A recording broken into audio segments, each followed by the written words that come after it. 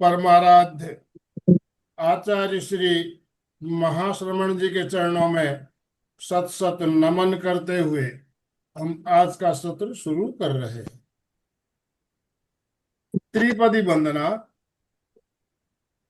वंदे अरहम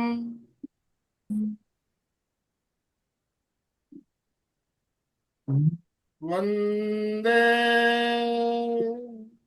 गुरुवरम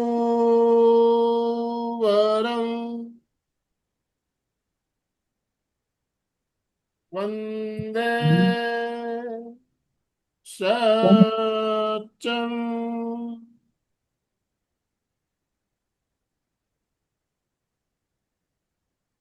सभी साधक साधिकाओं को जय जिनेन्द्र, सुप्रभात। ओम अरहम, ओम अरहम।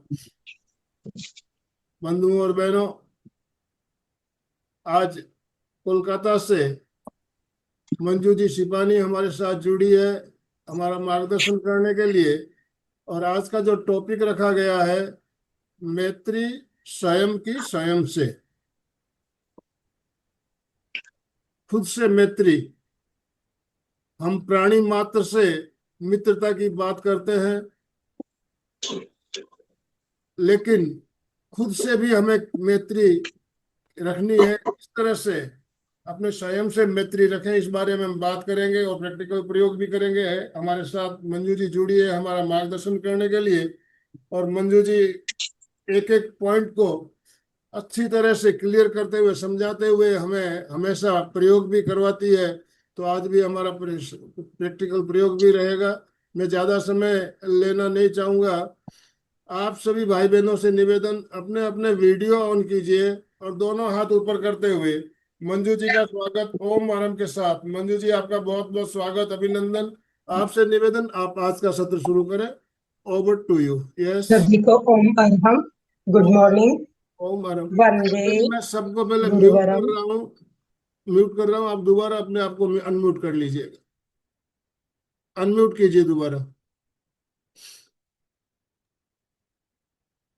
वंदे गुरुवरम। वंदे गुरुवरम। वंदे गुरुवरम। मैत्री, फ्रेंडशिप, वाकिफ। हम सब मित्रता ही चाहते हैं। क्या कोई ऐसा है जो शत्रुता चाहता हो? नहीं। क्यों? हम सब सुख चाहते हैं, शांति चाहते हैं, आनंद चाहते हैं। और अगर शत्रुता है किसी के भी प्रति, तो वो हमें हर वक्त क्लेश देती है, अशांति देती है। इतना ही नहीं, मन में एक भय भी रहता है। तो अगर हम सुख शांति चाहते हैं, तो हमें मैत्री का प्रयोग करना ही होगा। मैत्री हर एक के प्रति, क्योंकि हम इस संसार में अकेले नहीं हैं। हम समाज में रहते हैं, परिवार में रहते हैं, देश में रहते हैं। तो केवल अपने तो हमें मैत्री सबसे करनी होगी। पर क्या हम जानते हैं मैत्री क्या है? कहते हैं ना, चैरिटी बिगिंस एट होम। क्या हमारी अपने आप से मैत्री है? क्या हम स्वयं को प्रेम करते हैं? क्या हम स्वयं को क्षमा करते हैं? क्या स्वयं को पूर्ण रूप से स्वीकार करते हैं? क्या अपने प्रति समर्पित हैं? क्या प्रश्न आपने पूछे कभी अपने आप से? जब मैं अपने आप से खुश नहीं हूँ, संतुष्ट नहीं हूँ, अपने आप से प्रेम नहीं करती हूँ, तो क्या ये संभव है? जब मेरे भीतर प्रेम है ही नहीं, तो मैं दूसरों को क्या दूँ? मैत्री का मतलब ही है प्रेम, समर्पण, स्वीकार्यता, क्षमा, करुणा। क्या हम अपने प्रति ऐसा करते हैं?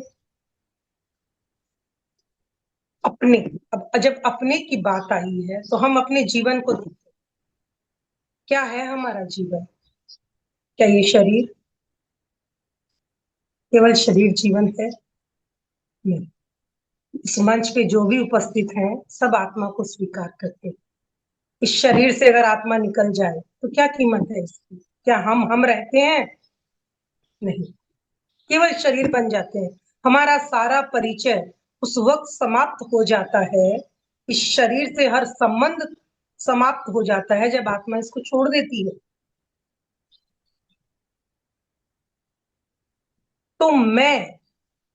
तो क्या मेरे, अगर मैं अपने जीवन की बात करूं तो निश्चित रूप से शरीर है, शरीर में ही आत्मा है। लेकिन क्या केवल शरीर के स्तर पर जीना जीवन है?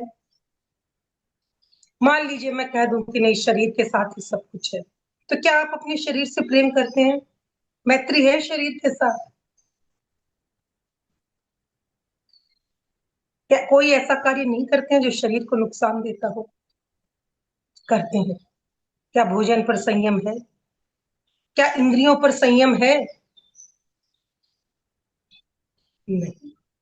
तो हमारी अपने प्रति मैत्री कहाँ हुई? इस शरीर से भी नहीं। अब शरीर के बाद आगे आए तो वाणी, शब्द, ये शब्द जो दूसरे से हमारा व्यवहार तय करते हैं, क्या इनके साथ मैत्री है हमारी? इन पर संयम है? क्या हर वक्त हम वैसे ही शब्दों का प्रयोग करते हैं जो हमें सुख, शांति और समृद्धि देने वाले? मैं जो कुछ बोल रही हूँ उसको अपने जीवन से जोड़ते चले जाएं। हमें अपने आप से मैत्री करनी है। अपना शरीर, अपनी वाणी, है मैत्री। अपने विचार, क्या ऐसा है कि हर वक्त ऐसे ही विचार आते हों जो मेरी आत्मा का कल्याण करने वाले हों, मुझे नुकसान न पहुंचाने वाले हों? मेरा मन मेरे वश में नहीं, मेरी वाणी मेरे वश में नहीं, मेरा शरीर मेरे वश में नहीं है। इसलिए मैं वो कुछ कर लेता हूँ उन सबसे जो मेरी आत्मा को नुकसान पहुंचाते हैं। मेरी आत्मा मेरा अस्तित्व है, जो मेरे सुख दुख का एक तरह से करता भी है और भोगता भी। ये शरीर तो मात्र उसे प्रकट करता है, लेकिन अंदर जो फीलिंग हो रही है वो किसे हो रही है? आत्मा को। तो क्या आप अपनी आत्मा के मित्र हैं?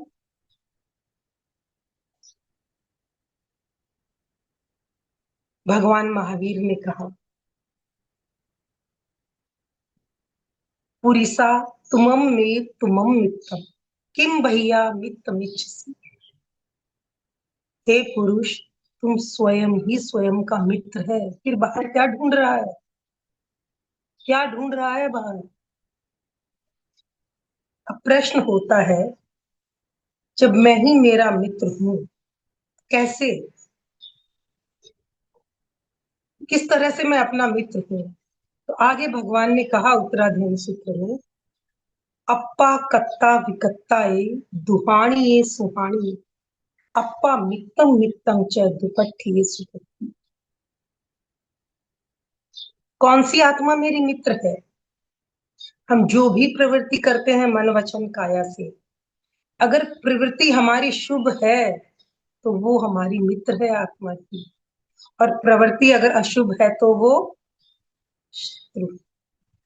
कोई दूसरा हमारा मित्र या शत्रु बने उसके पहले हमें अपने आप को अपना मित्र बनाना होगा। आचारांग सूत्र में एक और सूत्र आया, जे एगे जाने से सब जाने। जो एक को जानता है वो सबको जानता है। अगर मैंने अपनी आत्मा को जान लिया तो फिर मेरे लिए और कुछ जानना बाकी रह ही नहीं जाएगा, क्योंकि आत्मा सबकी समान है। सबकी आत्मा समान है। तो अगर हम अपने प्रति मैत्रीपूर्ण होते हैं, स्वयं के प्रति प्रेम करें, स्वयं के प्रति हम अपने आप को क्षमा भी कर पाए, तब कहीं जाके हम क्या होंगे? भीतर से शुद्ध होंगे, हम अपने मित्र बनेंगे। हम सब जानते हैं कर्मों का कारण है राग द्वेष और मन वचन काया की अशुभ प्रवृत्ति, और प्रवृत्ति के पीछे जो कारण है वो है हमारा राग द्वेष, हमारे भाव, हमारे मोहनीय कर्म का उदय। अब सोचिए, ये श्रृंखला कंटिन्यू चल रही है। कर्मों के विपाक से आपके भीतर भाव पैदा हुए, और जैसा भाव हुआ वैसी मन वचन काया की प्रवृत्ति आपने कर ली। और फिर आपने प्रवृत्ति की, फिर कर्मों का अर्जन आपने कर लिया, तो क्या कर रहे हो आप? निरंतर अपने कर्मों का जो साम्राज्य है उसको बढ़ाते चले जा रहे हो, चले जा रहे हो, चले जा रहे हो। शुभ अशुभ, अशुभ शुभ के झूले में झूल रहे हो। लेकिन मैं अगर कहूं तो ज्यादातर हम दुख को ही समझ रहे हैं। इट मीन्स हमारे कर्म अशुभ है, हमारी प्रवृत्ति, मन वचन काया की प्रवृत्ति अशुभ है। क्योंकि अशुभ कर्म विपाक में आ रहे हैं, अशुभ प्रवृत्ति हो रही है, फिर अशुभ कर्मों का बंध है। तो कैसे मुक्त हो, कैसे हम अपने प्रति प्रेम पूर्ण हो? सिंपल, एकदम सिंपल एक इक्वेशन है कि सबसे पहले हमें अशुभ से शुभ में आना है। हमारे पास प्रवृत्ति के तीन ही साधन है, मन वचन और काया, शरीर, है ना? शरीर, वाणी और मन, यानी विचार। ये, इससे हम निरंतर प्रवृत्ति करते रहते हैं। वाणी और शरीर को तो रोक भी पाते हैं, लेकिन मन तो निरंतर 24 आवर। तो हमें इनको पहले अशुभ से शुभ में परिवर्तित करना है। कैसे? सुख ही नहीं है, पर काम ऐसे करते हैं हमें दुख मिल जाता है। तो देखिए, हमारा बोया हम ही काटना है, अप्पा खत्ता विकत्ता है, अपना आत्मा ही अपने कर्मों की करता है और विकर्ता भी, बिल्कुल। तो इसका भी अगर मैं एक सिंपल इक्वेशन आपको देना चाहूं कि कैसे हम अशुभ से शुभ में आए। देखिए, अगर प्रवृत्तियों को देखा जाए तो दो प्रकार की है, लौकिक और लोकोत्तर। लौकिक यानी संसार से जुड़े हुए कार्य, और लोकोत्तर यानी धर्म, जो आत्मा से रिलेटेड है ना? आत्मा के लिए जो प्रवृत्ति की जाए, लोकोत्तर, हमारा लोक अच्छा हो। लोकोत्तर यानी परलोक अच्छा, हम मोक्ष की ओर प्रस्थान करें। लौकिक जो इस संसार से रिलेटेड कार्य हमारे। देखिए, एक सिंपल सा इक्वेशन जो मैंने समझा कि अगर संसार के कार्य करो तो उसे केवल कर्तव्य बुद्धि से करो। ये मेरा कर्तव्य है, मैं कर रहा हूं, न इसमें पाप न पुण्य, न इसमें धर्म न कर्म।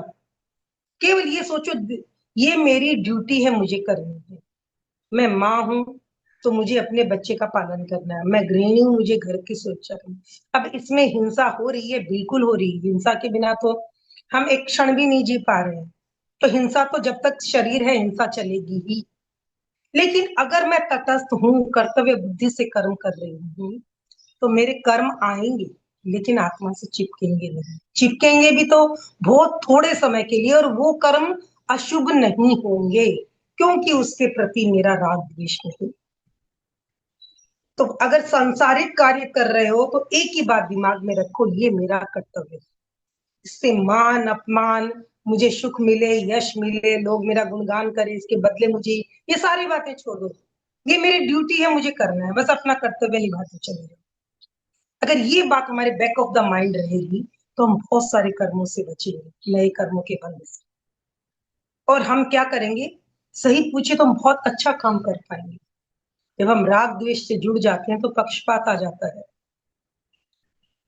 और पक्षपात कलह का मूल है।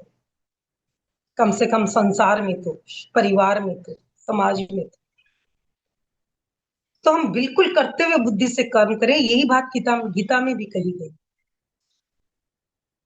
कि कर्म कर, फल की चिंता मत कर, अनासक्त भाव से कर्म कर, कर्तव्य बुद्धि से कर। अगर हम ऐसा कर पाते हैं तो हम जीवन की बहुत सारी उलझनों से बच जाते हैं। हमारे दिमाग में बहुत सारे जो अशुभ चिंतन है उनसे बच जाते हैं, अशुभ प्रवृत्तियों से बच जाते हैं।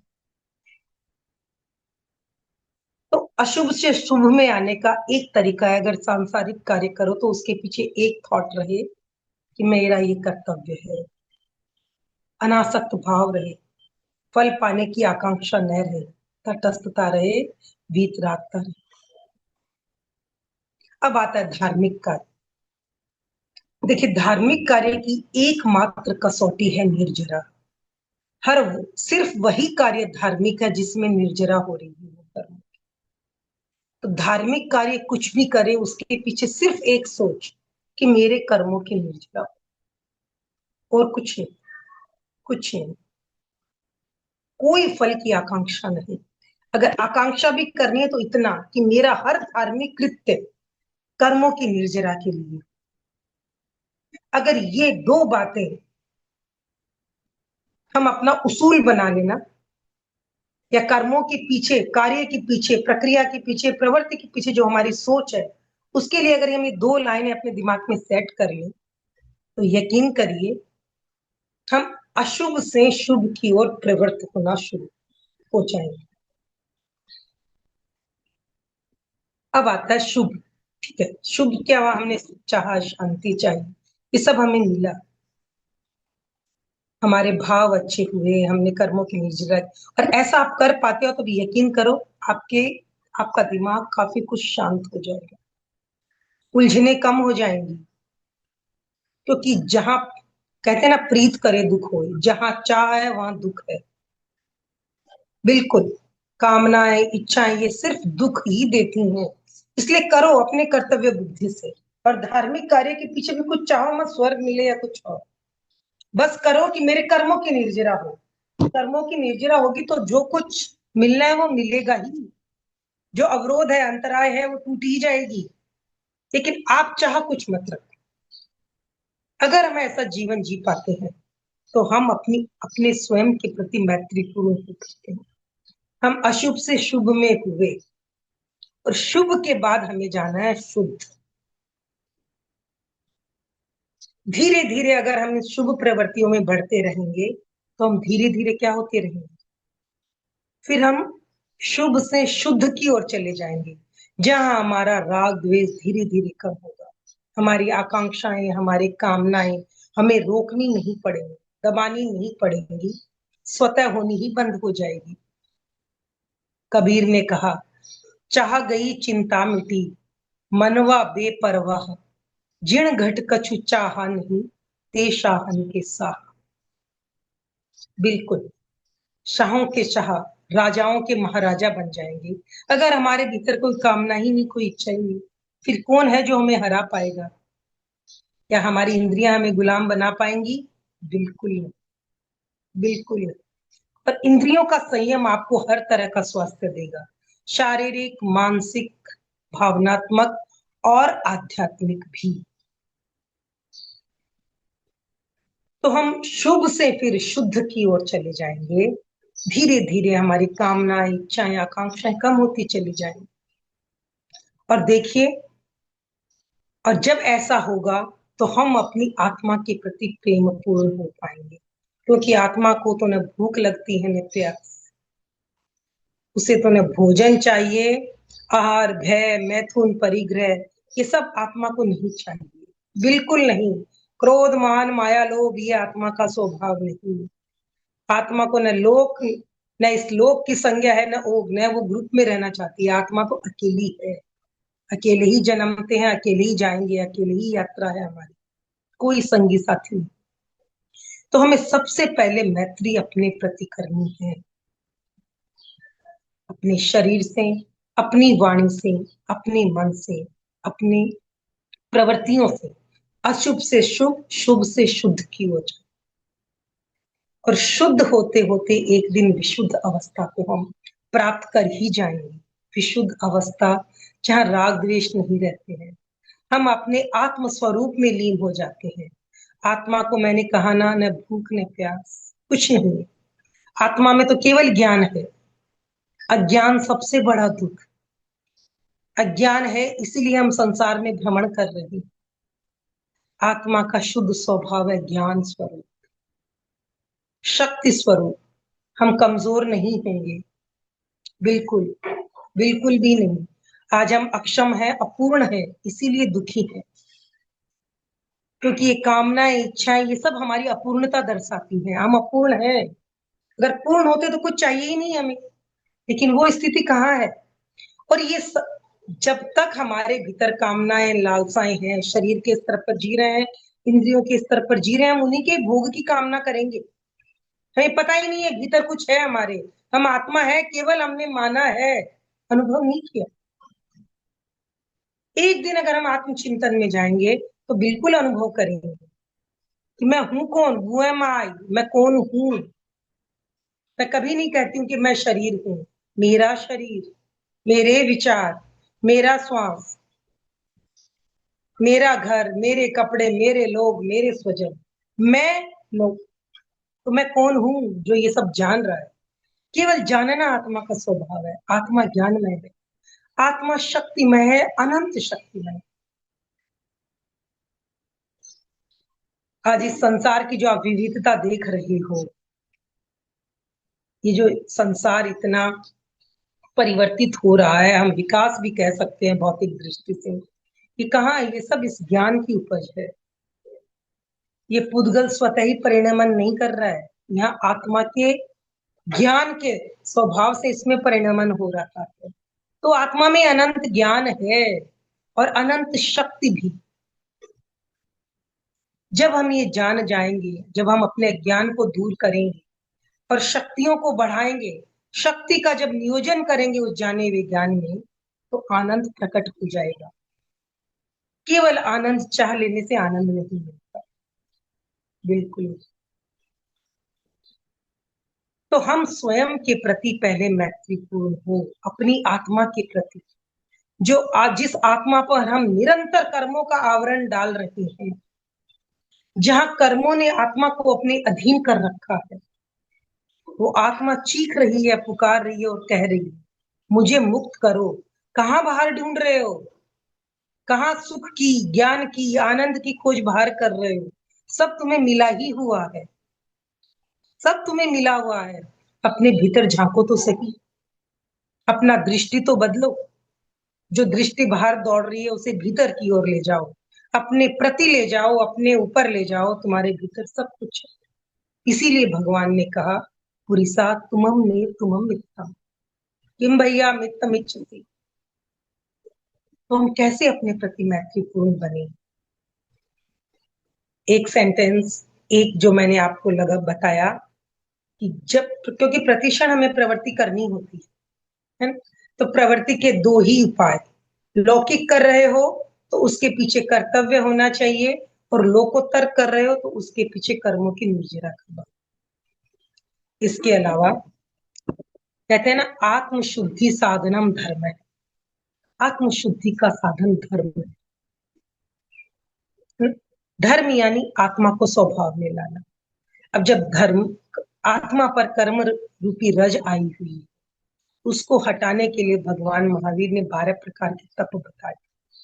तप, ताप, जो कर्म आत्मा से चिपके हुए हैं, जब उससे तप का ताप दिया जाएगा, हीट, ताप जब लगेगा, तो कर्म आत्म प्रदेश को छोड़ते चले जाएंगे। उस तप में एक है ध्यान। ध्यान, प्रेक्षा ध्यान। प्रेक्षा ध्यान में आचार्य श्री महाप्रज्ञ जी ने मुख्य रूप से दो बातें कही, प्रेक्षा और अनुप्रेक्षा। प्रेक्षा यानी केवल देखो, तटस्थ होकर देखो, जो कुछ घट रहा है संसार में एक दृष्टा की तरह देखो, क्योंकि आत्मा का स्वभाव तो केवल जानना और देखना है। लेकिन हम केवल देख नहीं पाते, हम उस देखने के साथ अपने आप को जोड़ लेते हैं और मान लेते हैं कि मैं ही कर रहा हूं, मैं ही भोग रहा हूं, मैं ही सब हूं। कि जिस दिन हम देखना सीख गए, केवल जानना और केवल देखना, तो हमारे कर्मों का साम्राज्य स्वतः ही हिल जाएगा। फिर टिक नहीं पाएंगे, वो स्वतः ही आत्मा को छोड़ देंगे, जब हम केवल ज्ञाता दृष्टा भाव से देखना सीख जाएंगे। लेकिन देखना इतना आसान नहीं। आप सभी ध्यान के प्रयोग कई दिनों से कर ही रहे हो, कई सालों से कर रहे हो, पर कितनी देर श्वास को देख पाते हो? कितनी देर शरीर को? कितनी देर चैतन्य केंद्र को? 1 सेकंड, 2 सेकंड, 5 सेकंड, किसी का ज्यादा सद गया तो और ज्यादा, और फिर विचार। और हम इसमें खो के कहां से कहां पहुंच जाते हैं, देखना छूट जाता है और हम सोचने में लग जाते हैं इस संसार के विषय में। तो इसीलिए आचार्य श्री महाप्रज्ञ जी ने कहा कि प्रेक्षा से पहले अनुप्रेक्षा।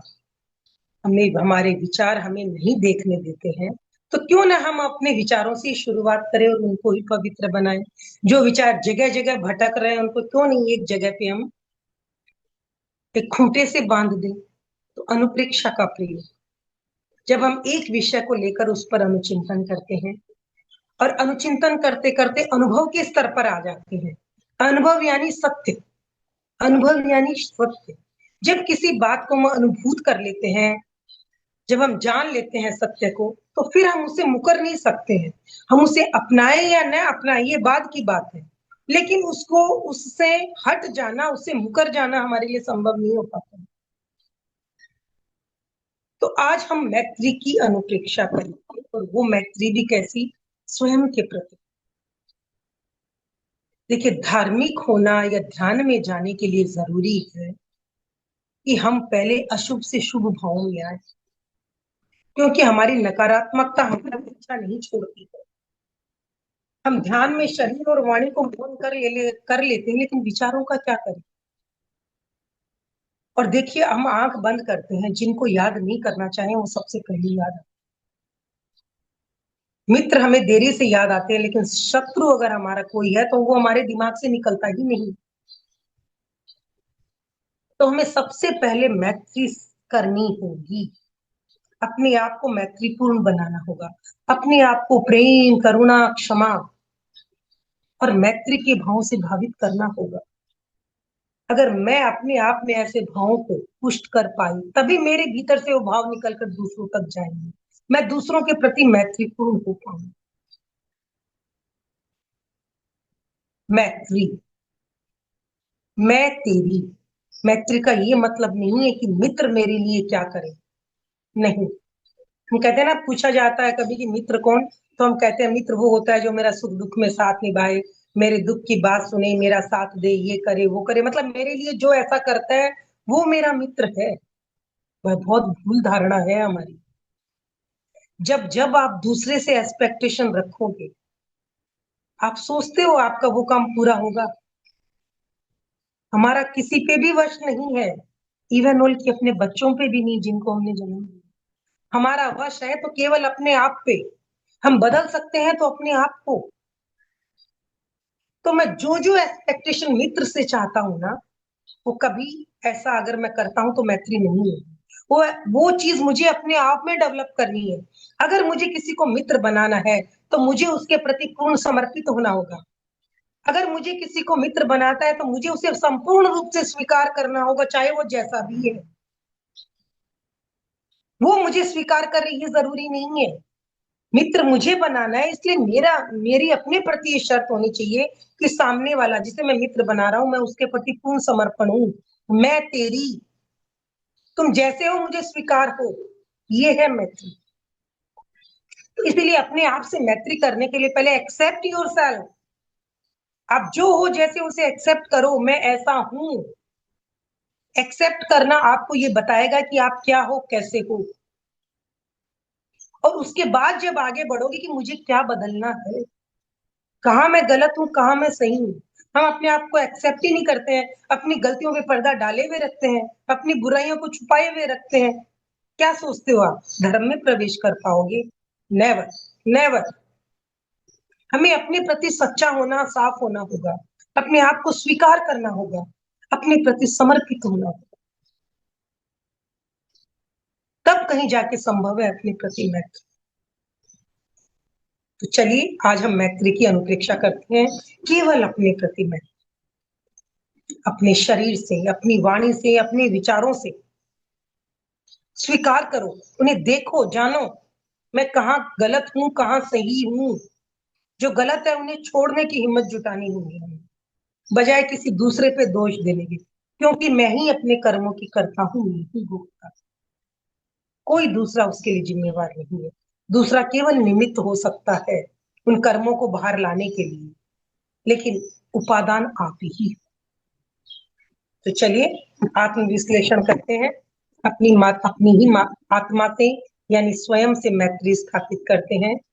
जो आत्मा निरंतर आप कर्म उन पे लाद रहे हो, वो आत्मा चीख रही है, सुनो उसकी पुकार को।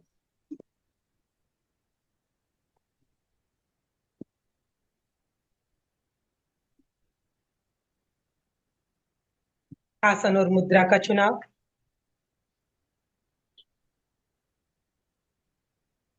बिल्कुल अपने आप में स्थित हो जाओ। स्वयं स्वयं के प्रति समर्पित, पूर्ण समर्पित।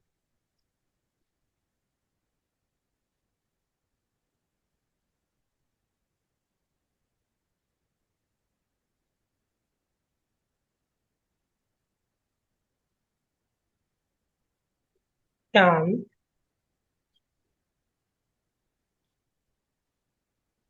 चित्त को नाभि पर केंद्रित करें।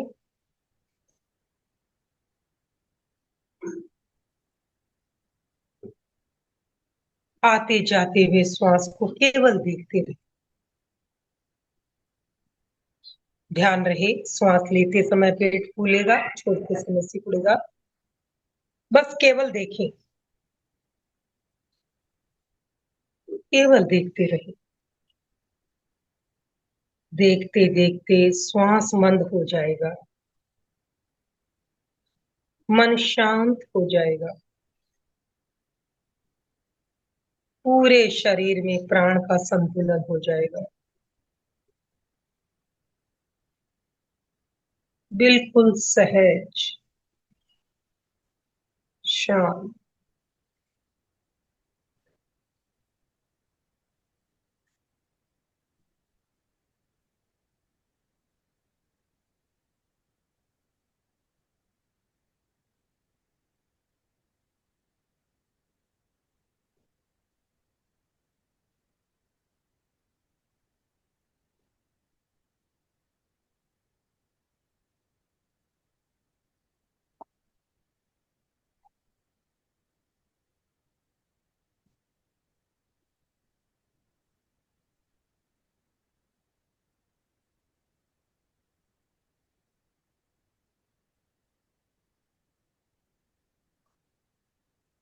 अपने आप को देखें, शरीर बिल्कुल स्थिर है।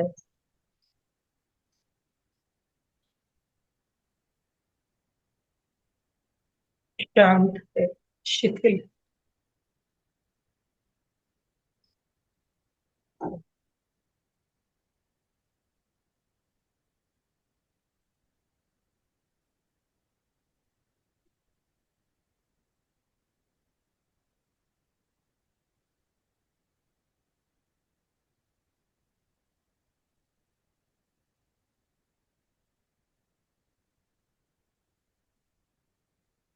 शरीर के बारे में अनुचिंतन करें। शरीर, इंद्रियां, सारे दिन में आप जो भी इस शरीर से, इंद्रियों से प्रवृत्ति करते हो, क्या वो इस शरीर के लिए मैत्रीपूर्ण है? क्या शारीरिक स्वास्थ्य में सहयोगी है? खा रही हैं, पी रही हैं, चल रही हैं, जो भी शारीरिक प्रवृत्ति कर रही हैं,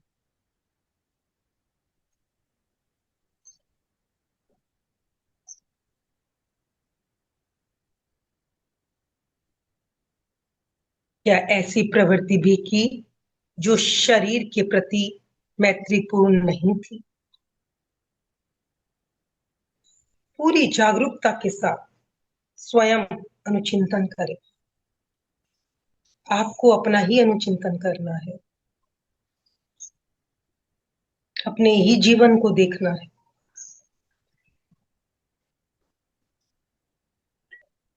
अगर शरीर में कष्ट है, पीड़ा है, तो ये निश्चित रूप से आपके ही अपने कर्मों का खेल है।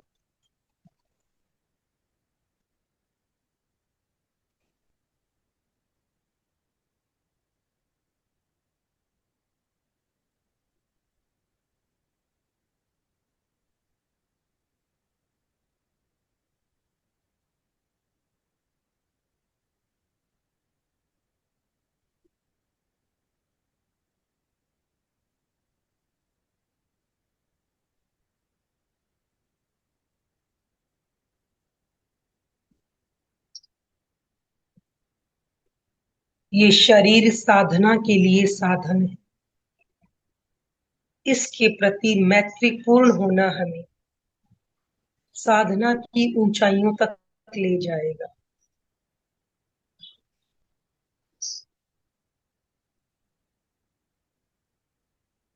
संकल्प करें, अब मैं शरीर से ऐसी कोई प्रवृत्ति नहीं करूंगी जो शरीर के प्रति अशुभ हो, मैत्रीपूर्ण न हो, शारीरिक स्वास्थ्य में बाधक हो।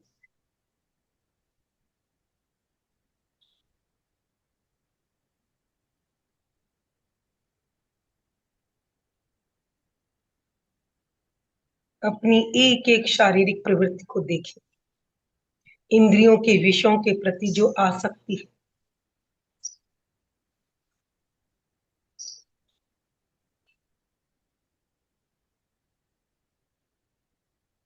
शरीर की, इंद्रियों की हर अशुभ प्रवृत्ति को शुभ में बदलना है।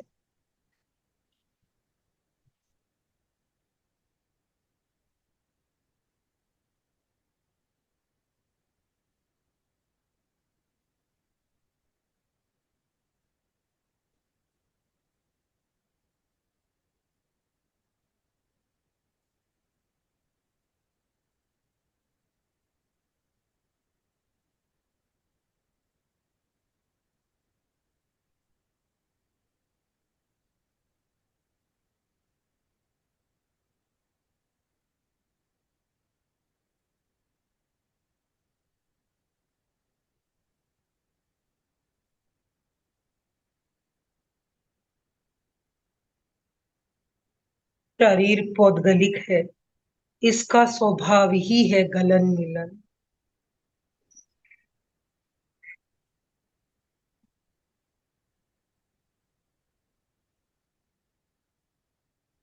मैं शरीर हूं भी नहीं, ये मात्र संयोग से जुड़ा है।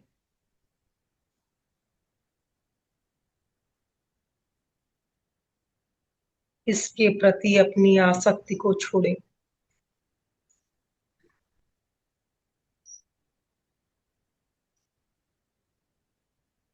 शरीर के प्रति आसक्ति हमारे भव भ्रमण का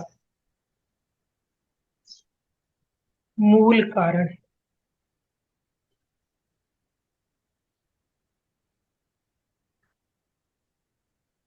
आत्मा के बंधन का मूल कारण है।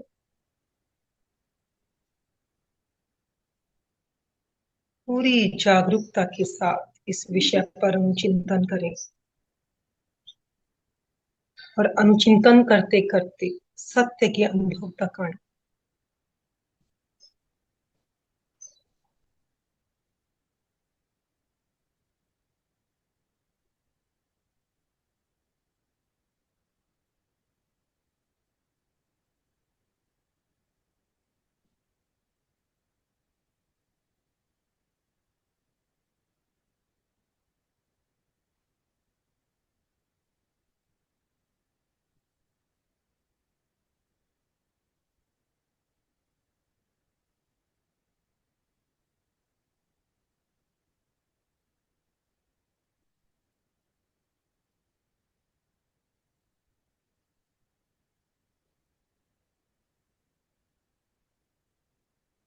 शरीर के साथ अपनी मैत्री स्थापित करें,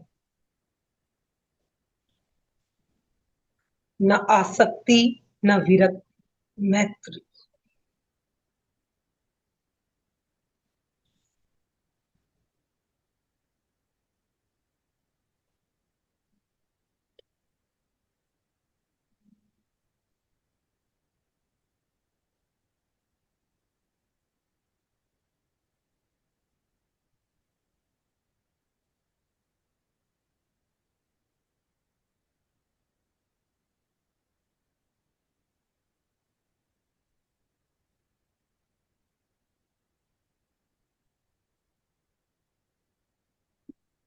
अब अपनी वाणी, विचार, उनको देखें। शब्द, वाणी, ये हमारे व्यवहार का आधार है।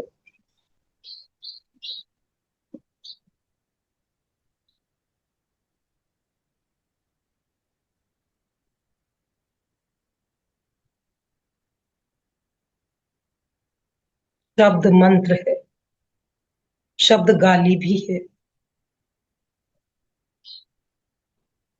हम कैसे शब्दों का प्रयोग करते हैं, उनका अनुचिंतन करें। क्या हमारे शब्द ऐसे तो नहीं, अशुभ तो नहीं, जो हमारी आत्मा पर कर्म रज को चिपका रहे हैं?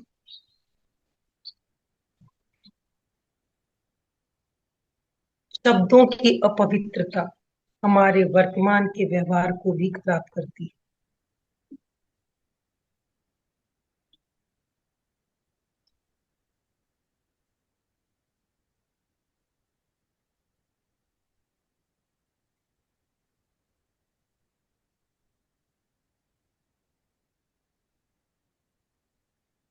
अपने जीवन को देखें, कहीं अपशब्दों का इस्तेमाल तो नहीं करते, दूसरों का बुरा तो नहीं चिंतन करते। पूरी जागरूकता से सोचें। बुरा चिंतन दूसरे का बुरा करे न करे, आपका बुरा अवश्य कर रहा है।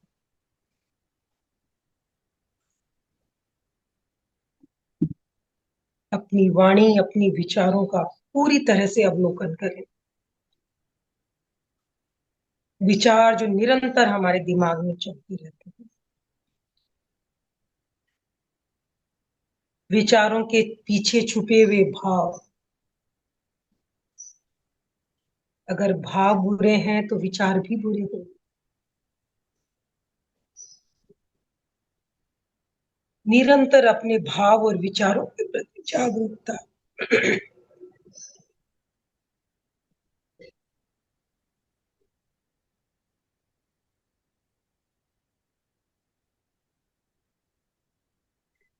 अपने भीतर की मलिनता को पूरी जागरूकता से देखें। हमारा दिमाग बहुत शातिर है, अपनी बुराइयों को निरंतर छुपाने में लगे रहते हैं, लेकिन स्वयं से कैसा पर्दा। स्वयं स्वयं को बिल्कुल प्रामाणिकता के साथ देखें।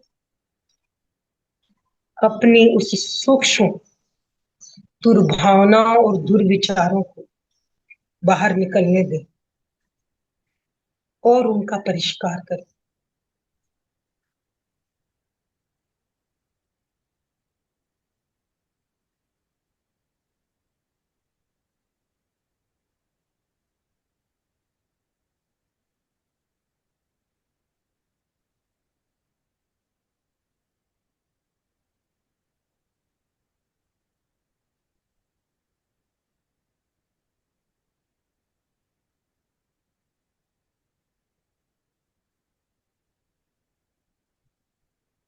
सुख और दुख भाव में ही निहित है।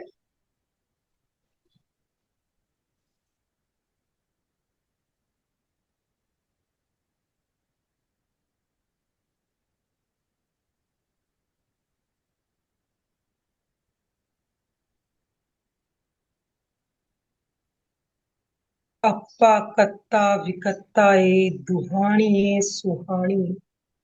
अप्पा मित्तम मित्तम च दुपट्ठी ए सुपट्ठी।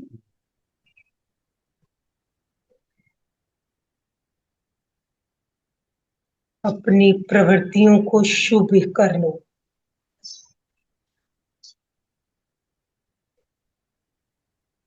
सुख स्वतः ही मिल जाएगा।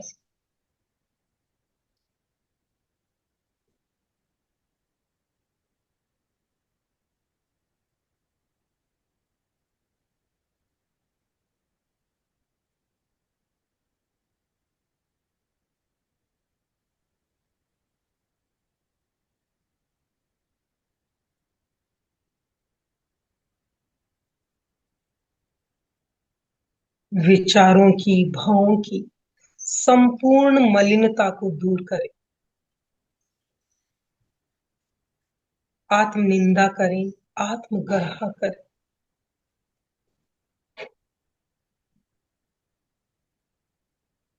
अपनी आत्मा से क्षमा मांगे।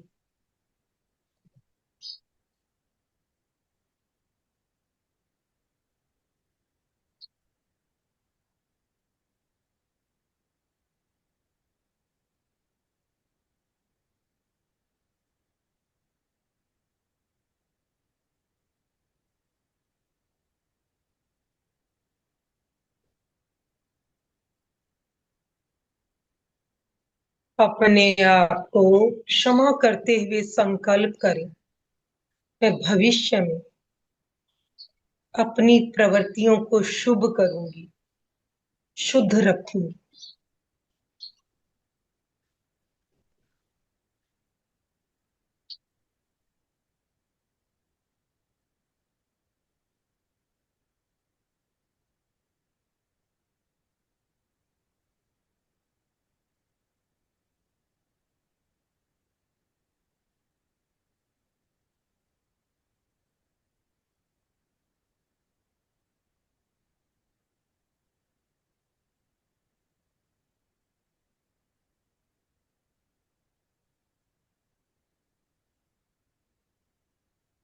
भावना करें मेरा मंगल हो, मेरा कल्याण हो, मेरा विकास हो। इन भावनाओं को बार बार दोहराएं। मेरा मंगल हो, मेरा कल्याण हो, मेरा विकास हो।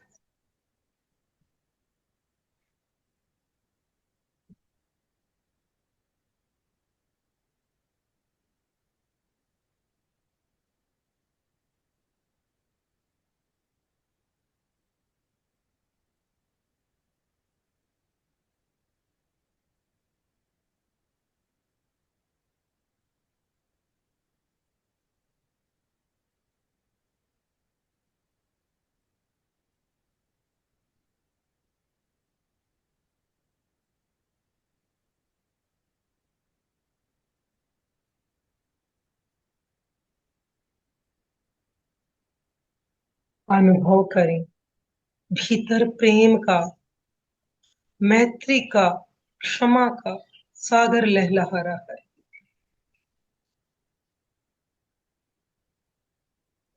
प्रेम मेरा स्वभाव है, मैत्री मेरा स्वभाव है, क्षमा मेरा स्वभाव है।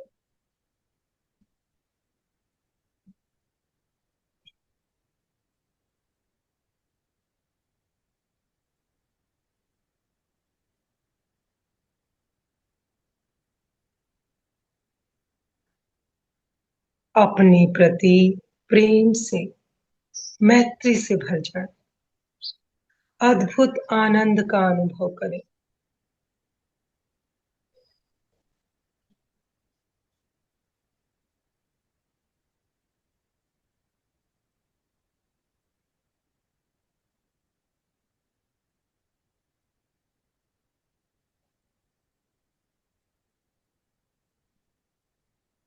चेहरे पे स्निग्ध मुस्कान, चेहरे पर स्निग्ध मुस्कान, भीतर का आनंद रोम रोम से बाहर निकल रहा है। चेहरे पर मुस्कान,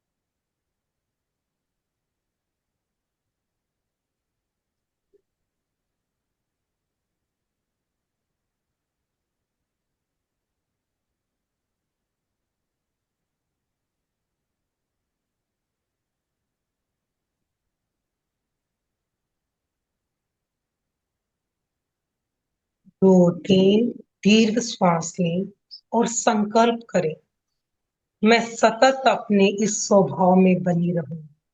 ये प्रेम, ये शांति, ये आनंद, ये ही मेरा स्वभाव। मैं अपने स्वभाव में सतत बनी रहूंगी।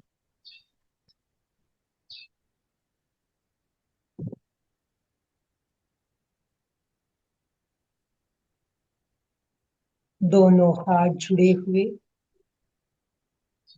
चरण सूत्र का उच्चारण।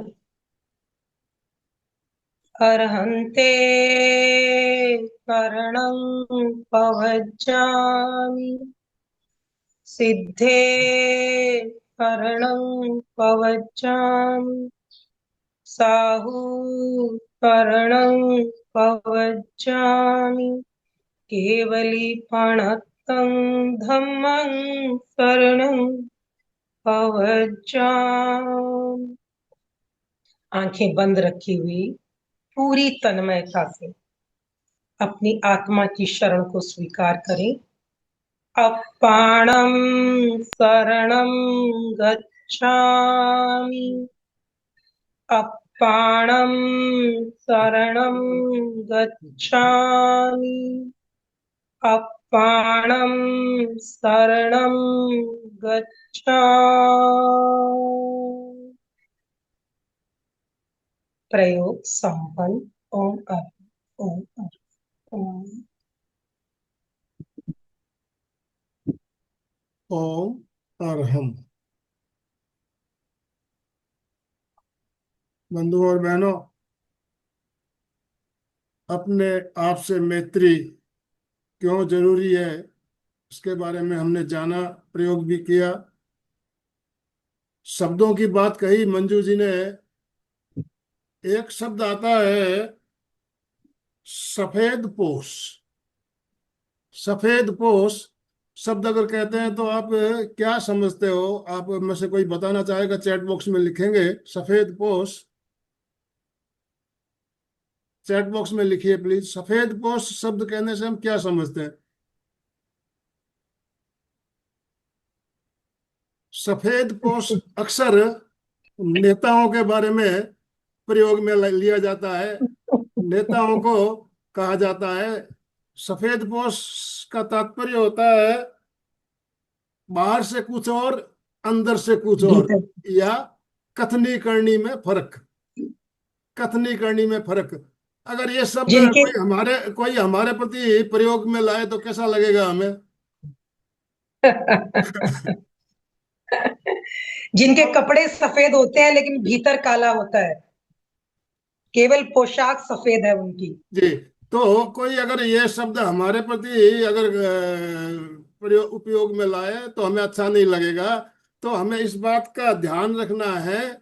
इस बात का ध्यान रखना है, कहीं आत्मचिंतन करना है। आज हमें आत्मचिंतन करना है कि सफेद पोश शब्द, सफेद तो अच्छा है लेकिन साथ में जो दूसरा शब्द लग गया तो उसका अर्थ बिल्कुल गलत हो रहा है। सफेद पोश, तो हमारे लिए कोई सफेद पोश शब्द यूज नहीं करे, इसलिए हमें आत्मचिंतन करना है।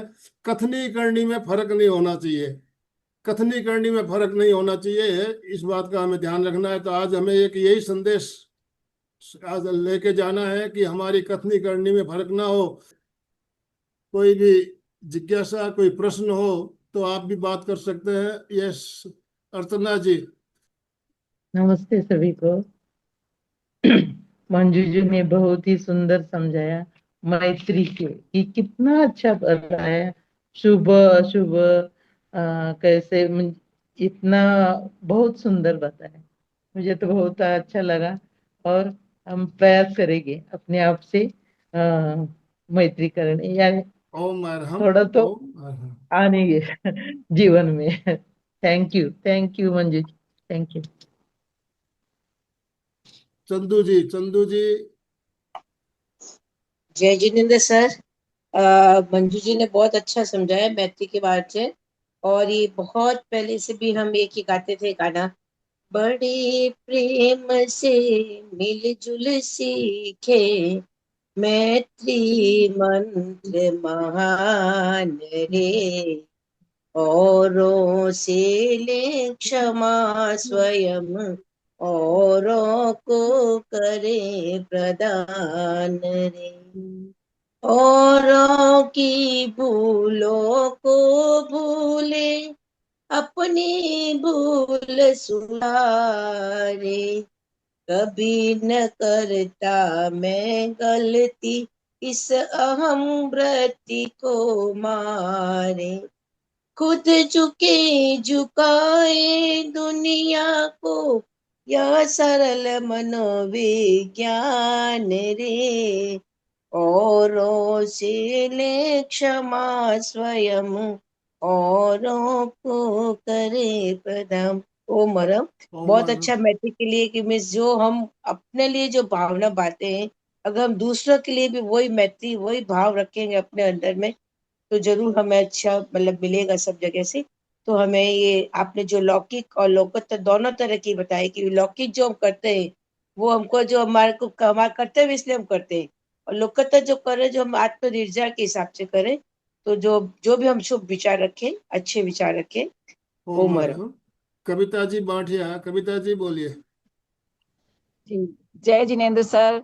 ऐसा लगा एक तरह से जैसे सेल्फ टॉक की हमने अपने आप से, मैत्री की जो अनुप्रेक्षा मैम ने करवाई, मंजू मैम ने, ऐसे लगा मैं अपने आप से बात कर रही हूँ, मैं क्या हूँ, मुझे क्या बनना है। और ऐसा लगा अपने आप से एक बार ऐसा दिन में आधा घंटा या 15 मिनट भी कर सकते हैं, ताकि हम किसी के लिए बुरा चिंतन भी नहीं करें। और मैं उनको बहुत अच्छा मानती हूँ, उन्होंने जब से मुझे ये बताया मैं तेरी, यानी मेरी बेटी का नाम भी मैत्री है, तो मुझे अब अर्थ पता, मैं तेरी यानी कि मैं समर्पित हूँ अपने स्वयं के लिए। मेरी एक जिज्ञासा है मैम से कि जैसे हम तो अपने अंदर अपने भावों को निर्मल रखते हैं, अच्छा रखते हैं, लेकिन कोई सामने वाला अच्छे शब्दों का संयम नहीं रखता है, या फिर भाषा संयम नहीं है, या कुटिलता रखता है, तो हम उनके संग कैसा व्यवहार करें। बिल्कुल, आपका अपना स्वभाव आप क्यों छोड़ोगे? दूसरे के लिए आप जिम्मेवार नहीं हो, क्या करेगा क्या नहीं करेगा, आपको अपना सुधारना है बस खाली। हमारे हाथ में सिर्फ अपना है और किसी का नहीं। थैंक यू मैम, बहुत अच्छा समझाया। ओम ओम अरहम। अरहम। ओम अरहम। अशोक जी। जय जिनेन्द्र। आज जब ध्यान मेडिटेशन चल रहा था तो एक भाव आता है, बुरा कौन। तो कबीरदास जी ने बहुत ही अच्छा कहा है, बुरा जो देखन में चला, बुरा न मिलिया कोई,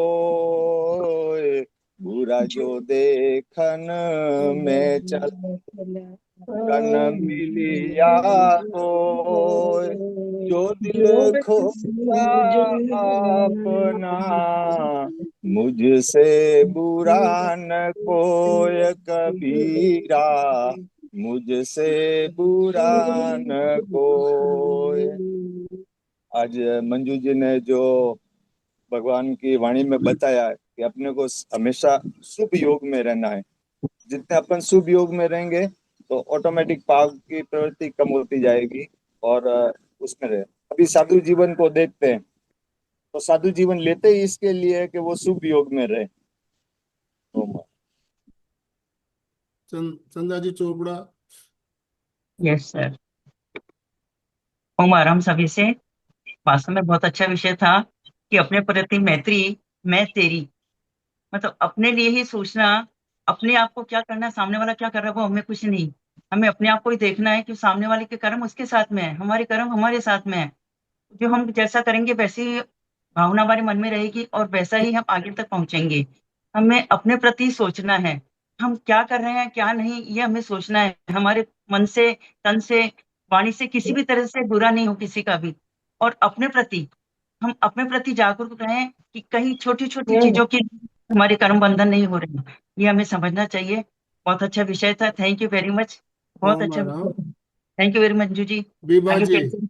आगे बढ़ाते रहिएगा। ओम ओम हरम थैंक यू सभी वेरी को जय जिनेन्द्र। मैंने तो मैत्री के लिए लौकिक और लोकोत्तर दोनों दोनों विषय बताया, दोनों दोनों को मैं अर्थ बताया। और मैत्री का भी मैं तेरी वो भी बहुत अच्छा है। पर मैं तो सबसे पहले अपने आत्मा के प्रति ही मैं तो मैत्री करना चाहती हूँ, क्योंकि हम उसी के दुश्मन बने रहते तभी अपने अपने हम अपने कर्म बंद करते रहते हैं। यदि हम अपने आत्मा से प्रति मैत्री रहे तो सारे कर्म करते वक्त हमें सबसे पहले याद आएगा ये मेरे आत्मा के लिए सही है या नहीं है। उसी से मुझे तो मैत्री करनी है सबसे पहले। ओम अरहम। ओम अरहम। बहुत ही सुंदर विषय पर हमारा चर्चा सत्र भी चल रहा है और समझ रहे हैं कि हमें अपने प्रति मैत्री भाव किस तरह से बनाए रखना है और हमारे अंदर क्या है वो हमें ही पता है। दूसरों को उतनी जानकारी नहीं होती। कुछ तो हमारे व्यवहार से पता चल जाता है, लेकिन हमारे अंदर क्या खोट है ये हमें खुद को पता है। तो उसके प्रति हमें जागरूक रहना है। इन्हीं शुभ भावनाओं के साथ आप सभी का बहुत बहुत आभार ज्ञापन करते हुए हम आज का सत्र संपन्न करना चाहेंगे।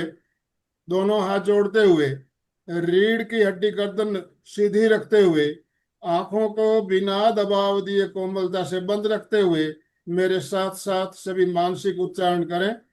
मैं चैतन्यमय हूँ, मैं आनंदमय हूँ, मैं शक्तिमय हूँ।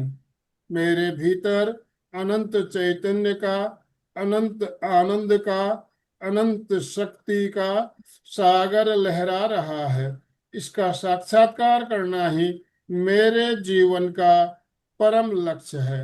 हमारा आज का दिन मंगलमय हो, आनंदमय हो, शांतिमय हो, इन्हीं शुभ भावनाओं के साथ ओम शांति शांति शांति। कृतज्ञोस्मि सब पूज्य गुरुदेव के आभारी है। कृतज्ञोस्मि हम सब पूज्य गुरुदेव के आभारी है।